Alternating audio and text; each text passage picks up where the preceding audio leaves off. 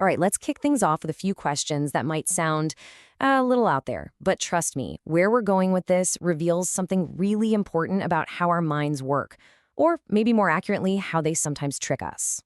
First question for you, can that slice of pizza that's been hiding in the back of your fridge for a week actually make you see things? Okay, how about this one?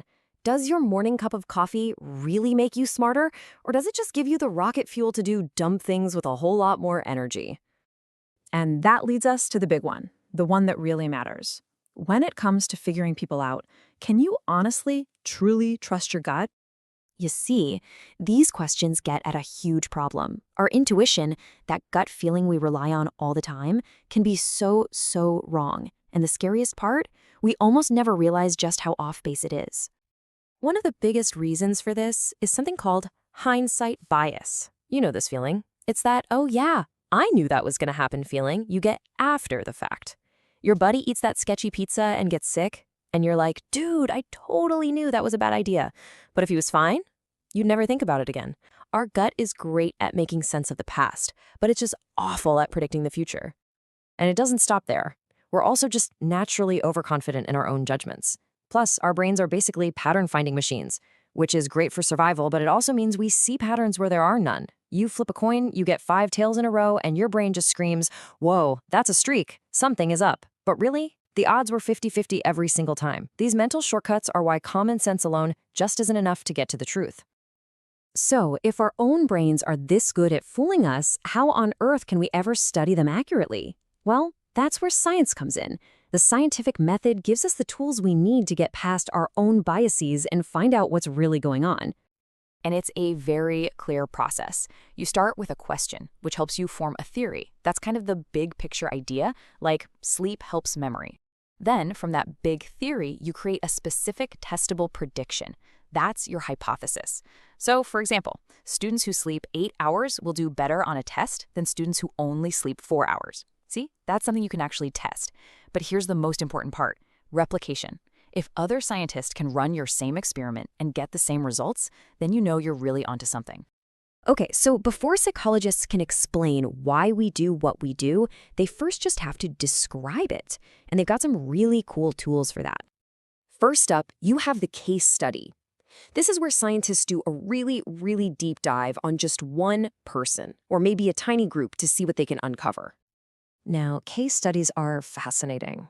Their strength is that they show us what's possible. They make for amazing stories and can spark new ideas. But here's the weakness. You can't really replicate them. And you can't assume that what's true for one unique person is true for everyone else. It's a classic risk of overgeneralizing. Next, we've got naturalistic observation. This is basically psychologists going undercover, just watching and recording behavior as it happens out in the real world. No labs, no manipulation. Think Jane Goodall with the chimps. The goal is to see how people or animals act when they're in their own element. And this method is awesome for describing behavior. You get a raw, unfiltered look at what's going on. The big downside, though, it doesn't tell you why it's happening. You can see what they do, but you can't explain the reasons behind it. It's fantastic for getting to ideas, but it can't give you the final answer. And of course, there are surveys. You know these. You ask a bunch of people questions to see what they think or do. But here's the absolute key. You have to get a random sample. That means everyone in the larger group you're studying has to have an equal chance of being picked. If you don't do that, your results are pretty much useless. And on top of that, the way you phrase your questions can change everything. Just look at this example. If you ask someone, do you believe in space aliens? They're probably picturing little green men and UFOs. But if you ask, do you think there is intelligent life somewhere else in the universe? Well, that feels a lot more serious, right? It's the same basic question, but the wording completely changes the vibe and the answers you'll get. All right, once you've described some behaviors, you can start to see how they connect. But this brings us to what is, without a doubt, the single most important rule in all of science. Say it with me. Correlation is not causation. Just because two things happen at the same time or one goes up when the other goes up does not mean one is causing the other. The classic example is this. Ice cream sales are highly correlated with shark attacks. But does eating ice cream make sharks attack you? Of course not. There's a third factor, hot weather, that causes both. More people are swimming and more people are eating ice cream. Correlation lets you predict, but it can never ever prove cause.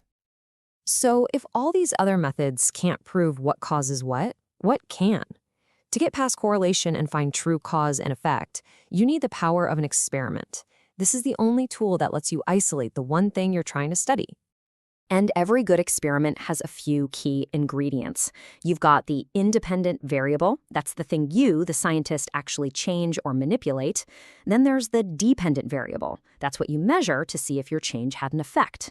You need an experimental group that gets the treatment and a control group that doesn't. And super important, you use random assignment to put people in those groups so they're basically equal from the start. So let's bring this all home. We're going to use what we just learned to design a quick experiment to finally answer our coffee question from the beginning. Okay, check out this setup. Our hypothesis is that caffeine makes people solve mazes faster.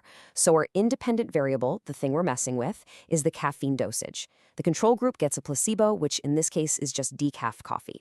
Then we have two experimental groups. One gets a low dose of caffeine, and the other gets a high dose.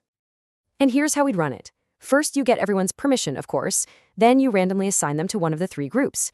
You give them their coffee, caffeinated or decaf, and then you time how fast they solve a maze. That time is our dependent variable. It's the outcome we're measuring. All that's left is to compare the average maze times for each group. And this is the beautiful part. Whatever the results are, now we have actual evidence. If the high caffeine group ends up being way faster, it might feel obvious afterwards. But that's just our hindsight bias kicking in again, making us feel like we knew it all along. The truth is, we didn't know anything until we actually tested it. This is how science gives us real knowledge, not just gut feelings. So that brings us to the final thought.